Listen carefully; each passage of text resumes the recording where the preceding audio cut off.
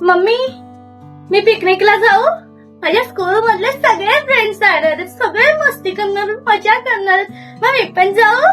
काही कुठे फिरायला जायची गरज नाहीये. घरात बसायचं आणि कामं शिकायची. तू एक मुलगी आहेस हे लक्षात ठेव. मम्मी, हे बघ मला ट्रॉफी भेटली डान्स साठी. स्कूल मधून फर्स्ट आली मी. काही गरज नाहीये डान्स विन्स करून ट्रॉफी आणायची.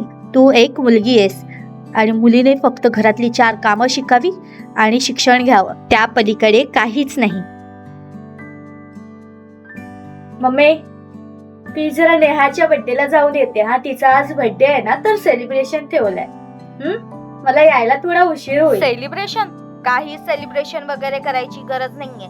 तुझी जी हौस मौस आहे ना ती लग्न झाल्यावर नवऱ्याच्या घरी करायची, कळलं ना? ऐक ना मम्मी, मी जरा बाहेर जाऊन येते आणि मी बाहेरच येऊन येईन. पप्पांना जरा काय सांगायचं ते तू सांग ना. काही कुठे उन्हाळ्याला जायची गरज नाहीये. गपगुमान घरात बस आणि अभ्यास कर. मुलगी आहेस हे विसरू नकोस. मम्मी, हे बघ मला ट्रॉफी भेटली डान्स साठी. मम्मी, मी पिकनिकला जाऊ? ती जरा नेहाच्या बर्थडेला जाऊन येते. हा, तिचा आज बर्थडे आहे ना, तर सेलिब्रेशन ठेवलंय. मी सुद्धा ती चूक करते का जी माझ्या आईने माझ्या बाबतीत केली? नाही, मी ती चूक पुन्हा करणार नाही. मी माझ्या मुलीला उंच आभाळात उडायला शिकवेन. ऐक ना नमा, अगं जा तू, जाऊन ये लवकर.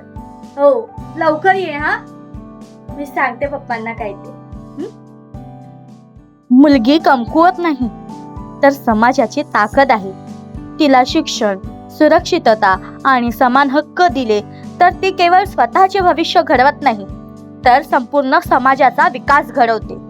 तिच्या स्वप्नांना पंख देणे आणि तिच्या आवाजाला मान देणे ही आपली जबाबदारी आहे. या बदलाची सुरुवात आज आणि आत्ताच करूया. एक पाऊल पुढे चालूया.